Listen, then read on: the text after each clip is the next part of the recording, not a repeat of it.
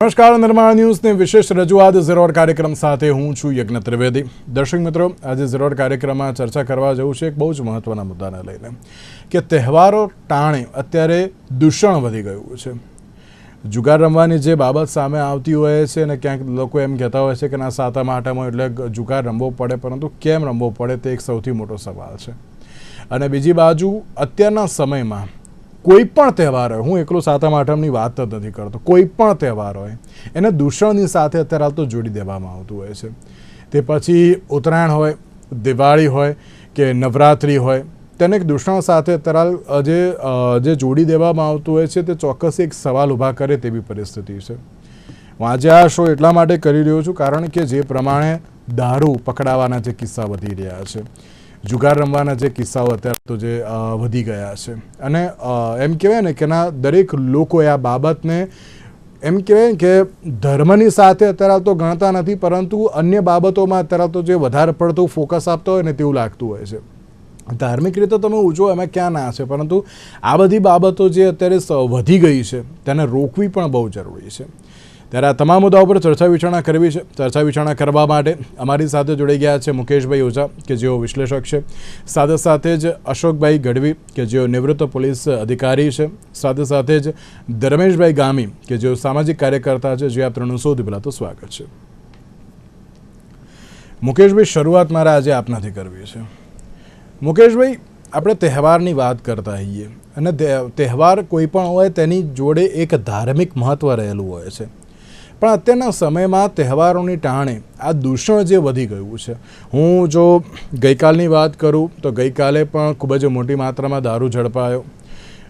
આજની વાત કરું તો આજે પણ દારૂ ઝડપાયો, એ પણ અમદાવાદમાં।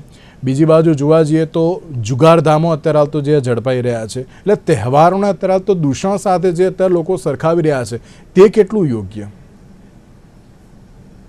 પહેલી વાત તો યજ્ઞભાઈ, જે દૂષણની વાત છે એ અલગ વિષય થઈ ગયો, પરંતુ આપણે જો વાત જુગારની કરીએ અને ધર્મ સાથે સંકળાયેલા જુગારની, કારણ કે સૌરાષ્ટ્રની અંદર આપણે જોઈએ છીએ કે આખું સૌરાષ્ટ્ર લગભગ અઠવાડિયું 10 દિવસ તો જાણે કે જુગારમય થઈ જતું હોય છે, અને આપણે એમને પૂછીએ કે તમે કેમ જુગાર રમો છો, ત્યારે આપણને ધર્મ સાથેની એક વાત એમ કહેતા હોય છે કે ભગવાન કૃષ્ણનો જન્મ થયો અને કૃષ્ણના જન્મ સમયે નંદ બાબાને લઈને નીકળવું હતું, ત્યારે બધા જ જે ત્યાં જેલની અંદર બધા ચોકીદારો હતા એ બધા પત્તા રમતા થઈ ગયા અને એમની મતિ ભ્રષ્ટ થઈ ગઈ અને એ પત્તા રમતા થઈ ગયા, એટલે એ એમનું ધ્યાન એની અંદર રહ્યું અને કૃષ્ણને લઈને નીકળી ગયા।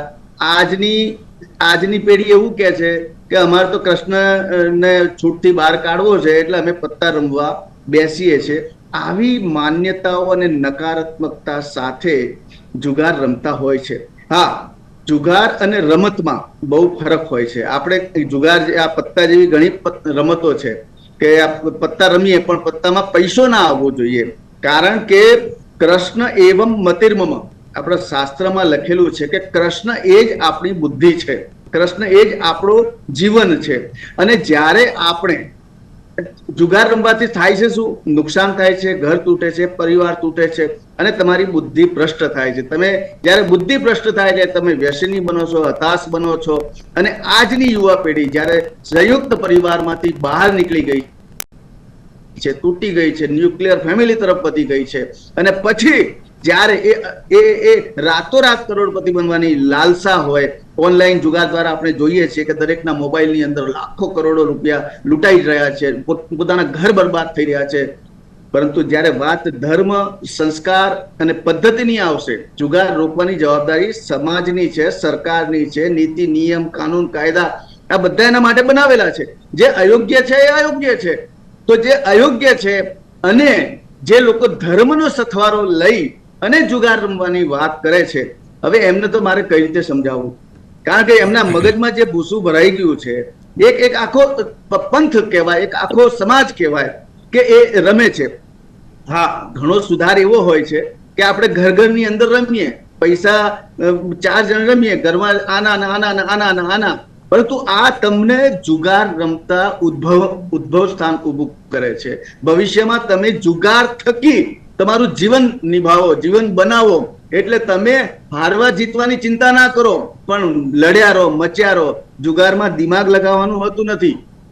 જુગારમાં તમે નસીબ ઉપર ભરોસો રાખો છો અને નસીબ ઉપર ક્યારેય પ્રારબ્ધતા મળતી નથી.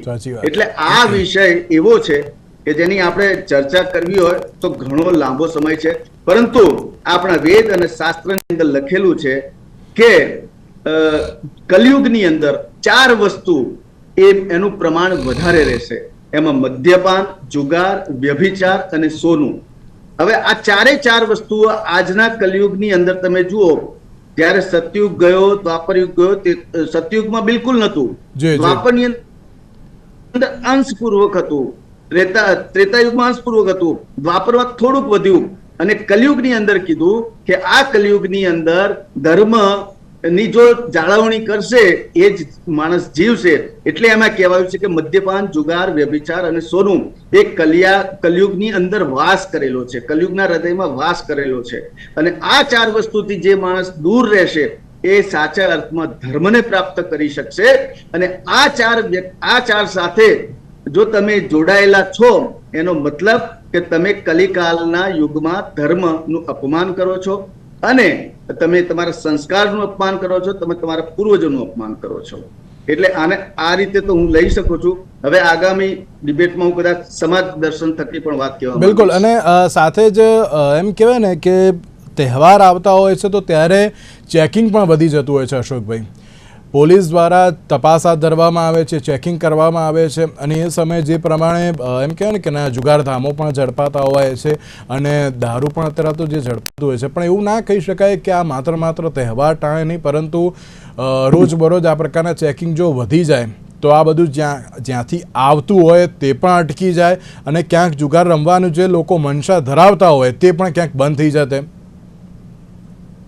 જો જુગાર, દારૂ, આમ તો જોવા જાવ તો જે પબ્લિક ડિમાન્ડ છે, જે વસ્તુની પબ્લિકને જરૂર છે, એ સદંતર ક્યારેય અટકવાની જ નથી. સદંતર ક્યારેય અટકશે નહીં, કેમ કે પબ્લિક ડિમાન્ડ છે. જથ્થામાં મળતું હોય તો ઓછી માત્રામાં મળે પણ મળી જ જાય. મેં બહુ લાંબો સમય અમદાવાદ શહેરમાં પણ નોકરી કરેલી છે. કોઈ સરકારનું હું નહીં કહું, પણ અમુક સરકારના વખતે જાહેર અડ્ડાઓ ચાલતા હતા, જાહેર. ત્યારે લોકો બહુ વધારે બરબાદ થતા હતા, જુગાર ધમ ધોકાર ચાલતો હતો. અમુક સરકાર આવ્યા પછી એ જાહેર અડ્ડાઓ સદંતર બંધ કરી નાખ્યા છે. તો હવે આપણે જોઈએ છીએ કે પાર્ટીઓ થતી હોય છે. કોઈ મેરેજ હોય ત્યારે કોઈ ઘરમાં જુગાર રમાતો હોય છે, કોઈ હોટલનો રૂમ રાખી અને એમાં જુગાર રમતા હોય છે. ક્રિકેટ સટ્ટો બહુ મોટું બરબાદીનું, આ 3 પત્તી કરતા પણ મોટું બરબાદીનું જો કોઈ વ્યસન લાગતું હોય તો એ ક્રિકેટ સટ્ટો છે. કેટલા યુવાનો બરબાદ થઈ જાય ક્રિકેટ સટ્ટામાં. હવે પોલીસ તો સમયાંતરે એનું કામ કરતી જ હોય છે. આપણે જોઈએ છીએ કે દારૂની પાર્ટીઓ આ ક્લબમાં, હમણાં જ એક ક્લબમાં પકડાઈ, કઈ 140 માણસો પકડાયેલા, કોઈ કે 100 પકડાયા, કોઈ કે 26 પકડાયા. જે પકડાયા હોય સ્થળ ઉપર જે બન્યું એ મને ખબર નથી, પણ આવી જે પાર્ટીઓ થતી હોય છે એકદમ ખાનગી, મોટા મોટા માણસોના છોકરાઓ એમાં પકડાતા હોય છે. એટલે પોલીસને તો બાતમી મળે ત્યારે પોલીસ એની કાર્યવાહી કરતી હોય છે. પણ હવે એ પોલીસથી આ દૂષણ સદંતર બંધ થઈ જાય એવું હું માનતો નથી.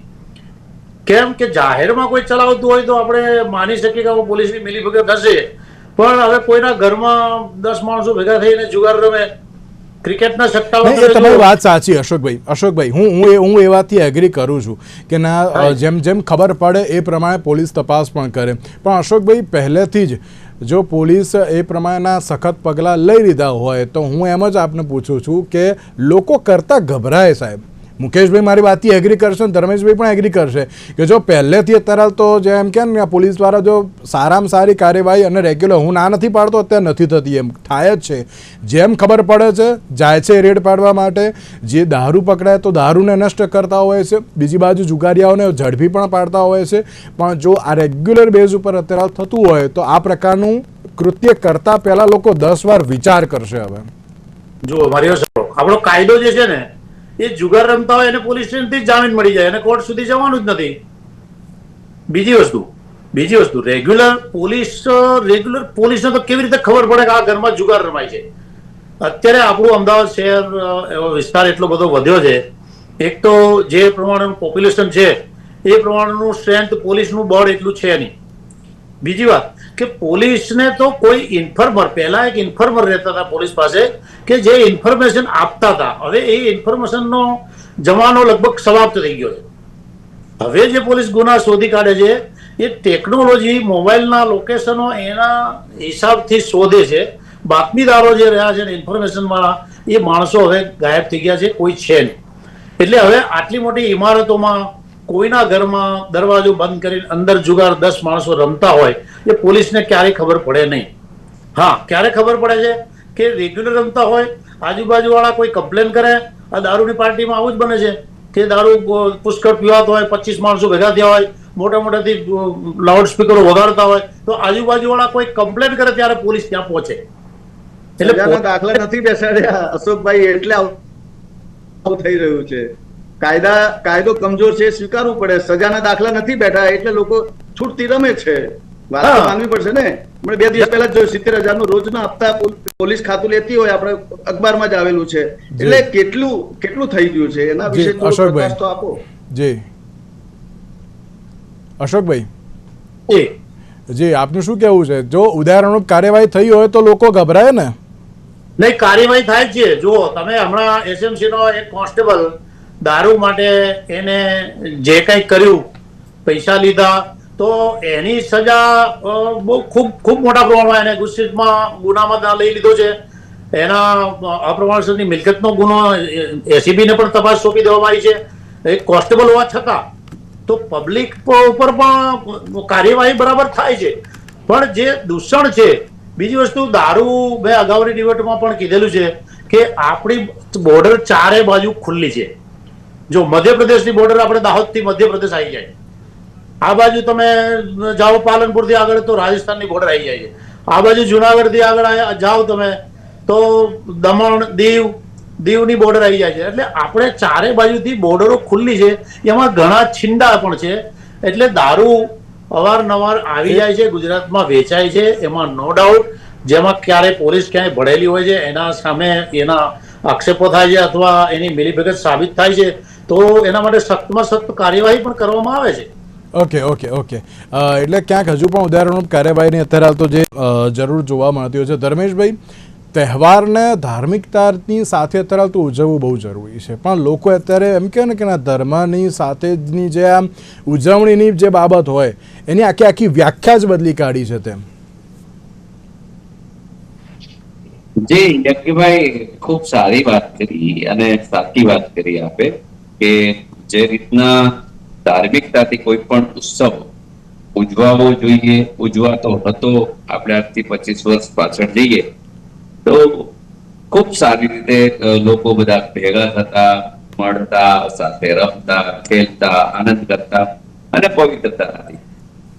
આપ નવરાત્રીની બાબત જુઓ, હમણાં બહુ મોટો તહેવાર આવવાનો છે નવરાત્રીનો. શેરી ગરબા થતા, બધા આનંદ ઉલ્લાસ સાથે બધા રમતા. પણ હવે એ પણ નવરાત્રી એટલે બદનામીનો તહેવાર થઈ ગયો. કેટલા મોટા પ્રાઇવેટ સેક્ટરો એની અંદર ઘૂસી ગયા અને ખૂબ મોટા ઇવેન્ટો થાય છે અને એ આખો પૈસા તરફ જતો રહ્યો. એટલે ખૂબ એમાં પૈસાનો વ્યય જાય છે. પૈસાની સાથે સાથે બીજા વ્યસનો પણ ઘૂસે છે અને વલ્ગરિટી પણ આવી છે. ચારિત્રની બાબતોમાં પણ ઘણી બધી બાબતો આવી છે. એટલે નવરાત્રીનો તહેવાર આખો કોર્પોરેટ થઈ ગયો આપ જુઓ. અને લાસ્ટ ટાઈમ ગયા વર્ષે એના જ બાબતે પોલીસ ખૂબ સક્રિય હતી, તેમ છતાં પણ મોડી રાત્રે અમુક લુખ્ખા તત્વો, ટપોરી તત્વોને કાયદાની ક્યાંક ને ક્યાંક બાનમાં લીધેલો અને 2 મોટા રેપ થઈ ગયા, આપણે ખ્યાલ છે. એટલે એ વાત નવરાત્રીની છે. આ જન્માષ્ટમીની વાત કરીએ તો જન્માષ્ટમીમાં બી ખૂબ લોકો રંગે ચંગે ઉજવણી કરતા હોય, પણ જે જુગારની બાબત છે લોકો એન્જોય કરતા હોય, પણ જુગારનું ન્યુસન્સ એ વધ્યું છે, એ વાત સાચી છે. વર્ષોથી આ ન્યુસન્સ છે. ક્યાંક ને ક્યાંક હવે કાયદા થોડા સ્ટ્રિક્ટ બન્યા છે એટલે થોડું ધ્યાન રાખીને રમે છે. પરંતુ આ સમાજની જવાબદારી છે કે આપણે શું કરવું, શું ના કરવું. પણ હવે ટ્રેસ વાળી લાઈફ છે એટલે તહેવાર આવતા હોય તો લોકો એન્જોય કરે, ખૂબ આનંદ કરે, મોજ કરે. હમણાં ગણપતિનો તહેવાર હમણાં આવવાનો છે. ગુજરાતમાં લાર્જેસ્ટ સૌથી મોટો ગણેશ ઉત્સવ જે ઉજવાતો હોય તો મહારાષ્ટ્ર પછી અહીંયા ઉજવાય છે, સુરતની અંદર. ને હવે તો આખા ગુજરાતમાં એ ચાલી રહ્યું છે. તો મહારાષ્ટ્રનો જે ઉત્સવ ગણપતિનો છે એ ધાર્મિકતા બાબતનો છે, પરંતુ ગુજરાતમાં જે રીતને ધાર્મિકતાની સાથે સાથે વલ્ગરિટી અને જે રીતના ઉજવાય છે એમાં સારા કામો પણ થાય છે. એવું નથી કે નથી થતું, સેવાકીય પ્રવૃત્તિઓ થાય છે. કે ના આ પ્રકારની જે પરિસ્થિતિ જોવા મળે છે, દારૂ ઝડપાય છે, જુગારીઓ અત્યારે તો ઝડપાય છે, તેને લઈને સવાલ થતો હોય છે.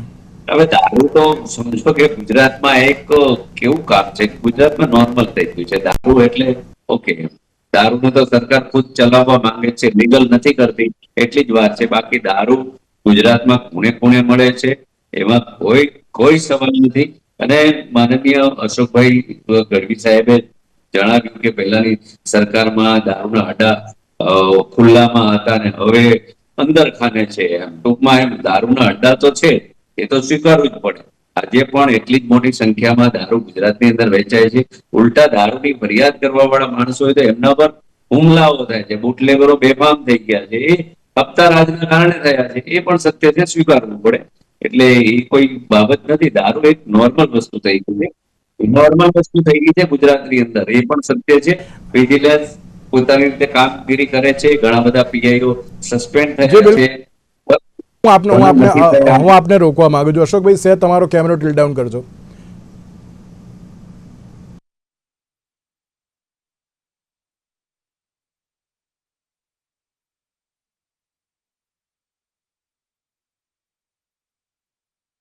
દારૂ પકડાવાની જે બાબતો અત્યારે તો વધી ગઈ છે, બીજી બાજુ જોવા જઈએ તો ક્યાંક જુગારીયાઓ અત્યારે તો જ્યાં વધી ગયા છે, તેને અત્યારે રોકવા બહુ જરૂરી છે. હવે એને રોકવા કેવી રીતે, તે એક સૌથી મોટો પ્રશ્ન તો છે. પણ તેની સાથે ધર્મેશભાઈ એક બાબત એ તો સાચી ને કે ઉદાહરણરૂપ કાર્યવાહી હજુ પણ ક્યાંક જોવા મળતી નથી. તેમ આપ સમજો સાહેબ કે દારૂમાં પકડાવ કે જુગારમાં પકડાવ, ટેબલ જામીન છે, કેટલા વર્ષની સજા છે, બહુ મોટી સજા નથી.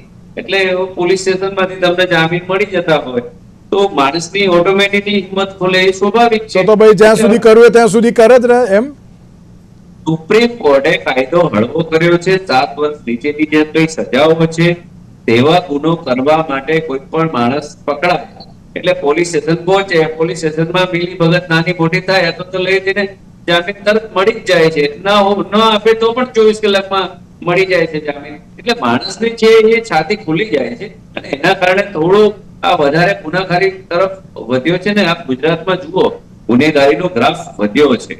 નાના નાના કિસ્સાઓમાં નાના નાના ગુનાઓ ખૂબ વધ્યા છે. એનું માત્ર ને માત્ર કારણ પોલીસ સ્ટેશનમાંથી જામીનો મળી જાય છે. એટલે પોલીસ પણ ક્યાંક ને ક્યાંક અમુક બાબતોમાં લાચાર છે. દારૂ બાબતમાં પોલીસ સાથે મળીને લોકો વ્યવહાર કરે છે, ધંધો કરે છે, એ પણ સત્ય છે.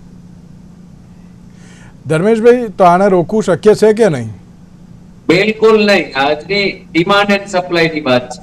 લોકોને ગમે છે, એ ગમે ત્યાંથી આવવાનું છે. પોલીસ ગમે તેટલી સ્ટ્રિક્ટ થાય, સરકાર ગમે તેટલી સ્ટ્રિક્ટ થાય, ઇમ્પોસિબલ. લોકોને ગમે છે, જોઈએ છે, એટલે લોકો એના ડબલ ભાવ. હવે 31st આવે, એકદમ ગુજરાત દારૂબંધી 31st ની અંદર આપણને બધાને ખબર છે કે સેંકડો ટ્રકો માલ આવે છે અને છડેછોક લોકો પીવે છે. ત્યારે પોલીસ પણ લાચાર થઈ જતી હોય છે. સામૂહિક પબ્લિક હોય ત્યારે કોના પર કેસ કરવા? ઓકે, એ બધી ડ્રાઈવ કરે, આ કરે, તે કરે, પરંતુ એ બધું પોસિબલ નથી. પણ ક્યાંક ને ક્યાંક મોટી માત્રામાં દારૂ ઘણી બધી બાબતોમાં પકડાય છે, એ પણ સારી વાત છે. તેમ છતાં આ ગુજરાતની અંદર આ બધા ન્યુસન્સો વધ્યા છે. એના માટે પબ્લિક જવાબદાર છે, પોલીસનું તંત્ર અને સરકારની ખાસ નીતિ જવાબદાર છે. બાકી સરકાર સ્ટ્રિક્ટ થઈ જાય, પોલીસ સ્ટ્રિક્ટ થઈ જાય તો માનું છું કે ઘણી હદ સુધી આટલું બધું વ્યસન વ્યાપે નહીં. બાકી તો સમાજની પણ જવાબદારી છે, તંત્રની જવાબદારી છે, બધાની જવાબદારી છે. માત્ર પોલીસને આપણે દોષી ના ઠેરવી શકીએ. પોલીસની પણ ઘણી બધી એવી લાચારી હોય છે કે એને કાયદાની અંદરમાં રહીને કામ કરવું પડતું હોય છે. પણ ક્યાંક એની અંદર પણ ભ્રષ્ટાચાર છે, એ પણ આપણે માનવું પડે. અશોકભાઈ, દર વખતે એક આક્ષેપ થાય છે કે આમાં ક્યાંક પોલીસની મિલીભગત છે ને એટલા માટે આ પ્રકારની પરિસ્થિતિ જોવા મળી રહી છે. જો મેં 33 વર્ષ પોલીસ ડિપાર્ટમેન્ટમાં નોકરી કરી છે. પોલીસની છબી બિલકુલ દૂધે ધોયેલી છે જ નહીં, એ સ્વીકાર્યું જ રહ્યું. પણ એવું પણ નથી કે પોલીસની મિલીભગતથી જ ચાલતું. હવે પોલીસની મિલીભગતથી જ જો ચાલતું હોય તો આ પકડાય કેમ? જે વસ્તુ પકડાઈ જાય, હવે તમે જુઓ કે દૂધનું ટેન્કર હોય એમાં દારૂ લાવે છે, સંડાસના જે કમોળ હોય એમાં છુપાવી દારૂ લાવે છે. હજી પોલીસ પાસે અમુક બાતમીદાર છે અથવા તો ધંધાઓની હરીફાઈ હોય છે, તો એ હરીફાઈમાં પોલીસને માહિતી મળતી હોય છે. બાકી 24 કલાક તો કોઈ જગ્યાએ ચેકિંગ કરવું એ શક્ય નથી. અને મેં અગાઉ કીધું એમ કે આટલી બધી બોર્ડરો આપણી છે, ચારે બાજુ દારૂ ખુલ્લો જ છે, વેચાય જ છે, તો એમાંથી ગુજરાતમાં આવતા કઈ વાર ના લાગે. પણ હું તો એવું માનું છું કે દારૂની બહુ ચિંતા કર્યા કરતા જે અમદાવાદ અને ગુજરાતમાં ડ્રગ્સનું જે અત્યારે ચલણ છે, એ આટલું બધું ડ્રગ્સ પકડાય છે અને લોકો બહુ સહેલાઈથી એને જેને કહેવાય કે ઊંચા ભાવ લઈ બહુ સહેલાઈથી છોકરાઓ રાખી અને વેચતા હોય છે. ડ્રગ એ બહુ ખતરનાક ચીજ છે. દારૂ એટલે તમામમાં અત્યારે હાલ તો જે કાયદાકીય કાર્યવાહી, અનેક ઉદાહરણો કાર્યવાહીની બહુ જરૂરિયાતો જોવા મળી રહી છે. મુકેશભાઈ, સમાજ કઈ દિશા તરફ અત્યારે તો આગળ વધી રહ્યો છે, તે એક સૌથી મોટો સવાલ છે. સમાજની સાથે સરકારની પણ ભૂમિકા એ છે. હમણાં દારૂની વાત કરી તો રાજસ્થાન કરતા 13% દારૂ તો આપણા ગુજરાતમાં વધુ વેચાય છે. અને ગુજરાતમાં દારૂબંધી કેમ છે કે ગુજરાતમાં ગાંધીજીનો જન્મ થયો હતો, આપણે ગાંધીજીનું સન્માન કરવું જોઈએ. હવે તમે મને બતાવો, બોટલ લેવા જાય છે ત્યારે ગાંધીની નોટ આપવી પડે છે કે નથી આપવી પડતી? તો દર ક્ષણે આપણે ગાંધીજીનું જો અપમાન કરતા હોઈએ તેના કરતા તો ભાઈ દારૂબંધી ઉઠાવી લો ને, ગુજરાત સરકાર ઉઠાવી લે તો કમસે કમ તમારી આવક તો વધશે. અને એકવાર સ્પ્રિંગ ખુલશે તો, અને જો ગુજરાતમાં, મારું એવું પર્સનલ માનવું છે, આ કાયદાકીય પ્રવૃત્તિમાં હું સંકળાવા માંગતો નથી, પરંતુ જો ગુજરાતમાં દારૂ છુટ્ટી આપી દે તો રાજસ્થાન કરતા 30% દારૂ ઓછો પીવાતો થઈ જાય. કારણ કે નથી મળતો એટલે લોકો વધુ સંગ્રહ કરે છે ને વધુ પીવે છે. અને આવું તો શું છે દારૂમાં કે સાલું લોકો આ રીતે લાવે છે. મુકેશભાઈ, આ ધર્મની સાથે જે અત્યારે તો આ બાબત જોવા મળે, તહેવારોની સાથે આ બાબત, ધર્મની વાત ના કરશો સાહેબ. ઉત્સવ એટલે શું? ઉત્સવ એટલે ઉઠસવ, એનું ઉત્સવ બન્યું છે કે હે સૌ, તું મરેલો માણસ છું, તારામાં બુદ્ધિ નથી, તારામાં કામ નથી, કર્મ નથી, મરેલો માણસ છું, તું ઉઠ, ઉભો થા અને સમાજ સાથે જોડાય, કંઈક કર, કંઈક કામ કર. એના માટે આપણા ગણેશોત્સવ રાખવામાં આવે કે લોકો ભેગા થાય, એકબીજાના વિચાર આપે, એકબીજાના સંબંધો બને. એના માટે ઉત્સવોનું સર્જન થયેલું છે.